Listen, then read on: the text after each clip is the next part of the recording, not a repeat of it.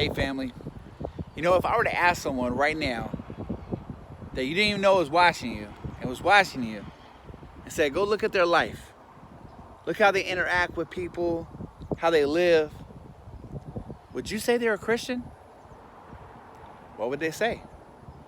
Would they be like, oh yeah, man, that person's a Christian? You could just tell. And every time they meet somebody, they share what God's did in their life and they give him glory. And you could tell by, the way they talk, their actions. They're not about their self. They're actually selfless and they're like a servant. And they share the gospel with people. Or would they be like, actually, I'm not sure. I never heard them talk about Jesus. You look at their life, well, that's very, very questionable.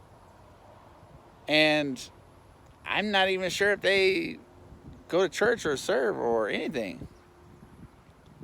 Or would they just look at you and laugh and say, oh my gosh, heck no. No, that's not good. That's really not good.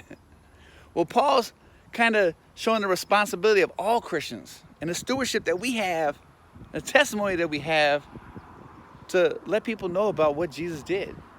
And it's in 1 Corinthians chapter 4, verse 1 and 2. He said, this is how one should regard us. And he's talking about, all servants of Christ, but also him, Peter, Apollos. And he says, as servants of Christ and stewards of the mysteries of God. Now, when we look at the word mystery, it was something that was hidden and could only be revealed by God. And that's the gospel. That's what Jesus has done. That's all that stuff put together. And us, we are stewards. We have a responsibility. A steward means somebody that has a responsibility to be able to share those things with people that have been revealed to us and not hold it to ourselves.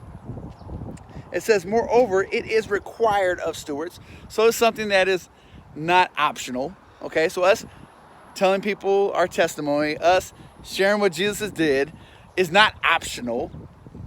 And it says of stewards that they be found faithful.